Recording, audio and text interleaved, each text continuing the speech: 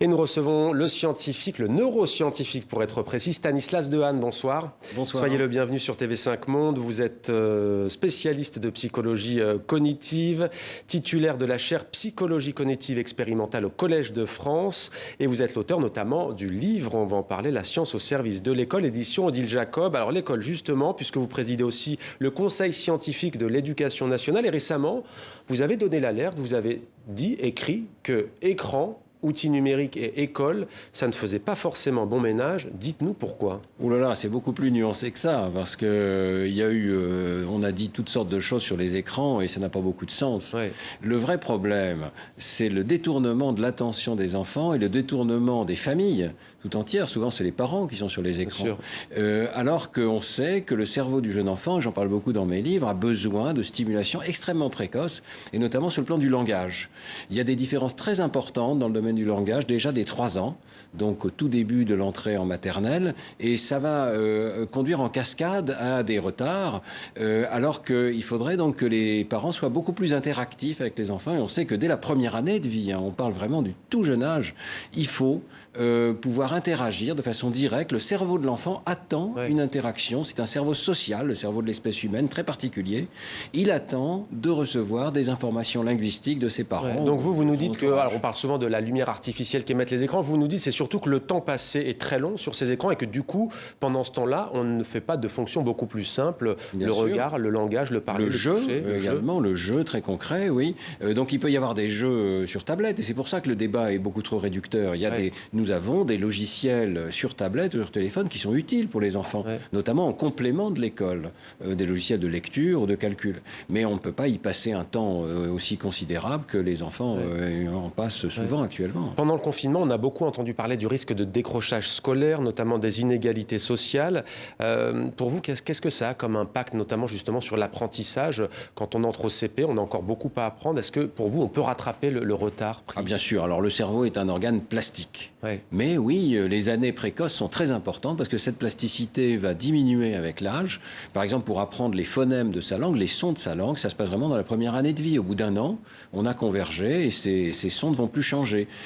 Alors pour le lexique, ça vient plus tard, mais donc j'ai montré dans mon cours au Collège de France qui a lieu en ce moment une image assez frappante. C'est la région de Broca, l'aire du langage, en hémisphère gauche, qui est beaucoup plus activée en fonction du vocabulaire auquel les enfants ont été exposés. Donc en parlant à ces enfants, on module directement la plasticité de leurs réseaux neuronaux.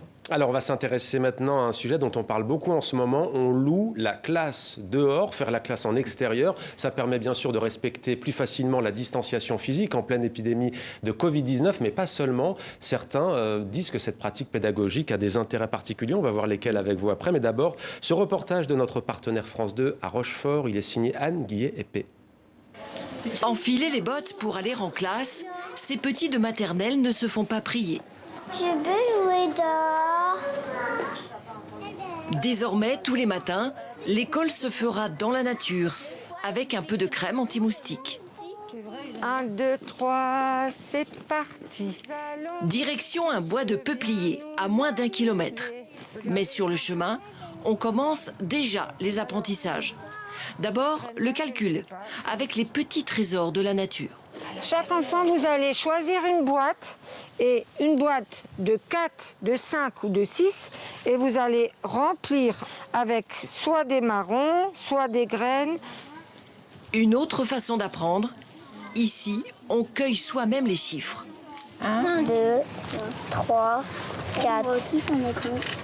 4 feuilles. Tu t'es pas trompée. Non. Noah, pourquoi ça te plaît de faire l'école dehors? Parce qu'il y a plein d'insectes. La passion de Noah, ce sont les animaux. Compter les pattes des insectes, beaucoup plus intéressant pour lui que le calcul en classe. Et raconter une histoire sur un trône en bois, dans le calme, un vrai plaisir pour les enfants.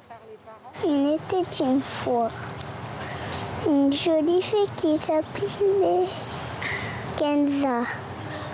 Nadia Linard a commencé l'expérience il y a 2 ans, une matinée par semaine.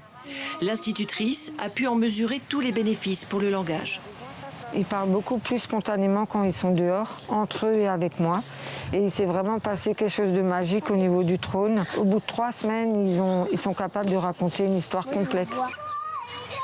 Apprendre tout en se défoulant. Pour l'enseignante et les parents, cette école dehors à l'heure du Covid, c'est beaucoup plus souple qu'à l'intérieur avec les contraintes sanitaires. Ils peuvent courir, tout ça. En classe, je pense que ça aurait été assez strict. Il y aurait eu beaucoup de nettoyage, tout ça, alors que dehors, même s'il y a des activités, parce qu'il faut qu'ils apprennent, ils sont libres, en fait. Une crise sanitaire qui pousse de plus en plus d'enseignants à vouloir sortir de leur classe, avec l'accompagnement de l'Éducation nationale, qui aujourd'hui encourage ces expériences. Stanislas Dehaene, que pensez-vous de cette expérience, l'école dehors? Je suis séduit, il y aurait beaucoup de choses à dire. D'abord, simplement sur le plan physique, c'est important, l'activité physique, l'oxygénation. Et par exemple, pour la rétine, la myopie peut être prévenue dans une large mesure par l'exposition à la lumière extérieure. Donc c'est très important que les enfants continuent de sortir à l'extérieur. Dit-on aussi, et là c'est vraiment votre domaine de prédilection, on va en parler dans un instant, puisque votre leçon inaugurale porte sur le langage, des effets positifs, dis donc, sur le langage en extérieur? Alors là, je ne sais pas, il faudrait vérifier sans doute par des expériences contrôlées, mais c'est vrai qu'il y a une flexibilité beaucoup plus importante là, de l'enseignement. C'est très important que notre école ne devienne pas une école du bachotage sur lequel on revient toujours sur ces fameux fondamentaux, mais on peut apprendre les fondamentaux par toutes sortes de voies. Et en fait, on voit souvent que c'est bénéfique pour le cerveau lorsqu'on attaque un même problème, disons la numération par exemple, par le biais d'exercices extrêmement différents. Et là, évidemment, ça s'y prête tout à fait. Alors cet entretien s'inscrit dans le cadre de notre partenariat avec le Collège de France. Votre leçon inaugurale, alors on le rappelle, c'est libre et gratuit. Alors c'est mon cours. Arrivé à l'heure, le cours, pardon, sur le langage. Comment ça se passe? C'est très simple. Donc chaque année, les professeurs au Collège de France doivent donner un cours qui est en fait une série de conférences totalement ouvertes, libres d'accès. En ce moment, on accueille donc des gens physiquement au Collège de France dans des conditions de distanciation importantes, évidemment.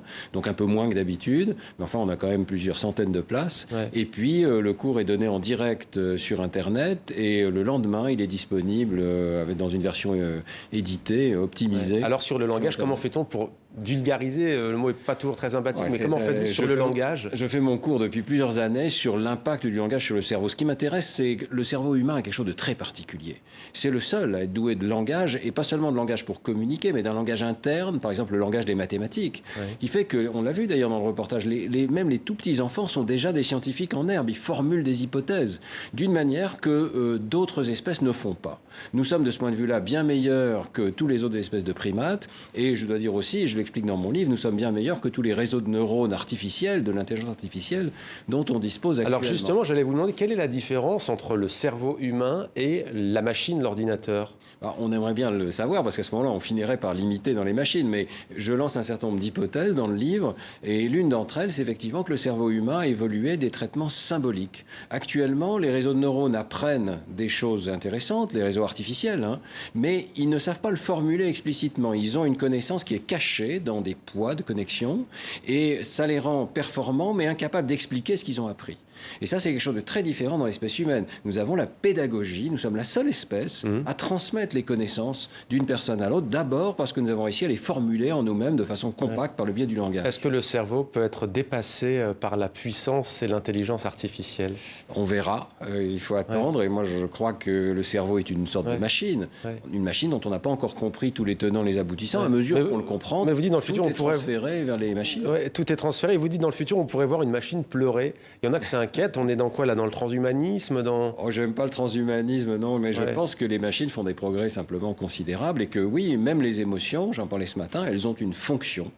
Et donc, les machines auront aussi besoin de certaines émotions, parce que fuir, par exemple, c'est une réaction logique lorsqu'on est menacé. Ce sont des systèmes qui ont une évolution darwinienne, et donc ce sont des machines extrêmement adaptées à leur environnement.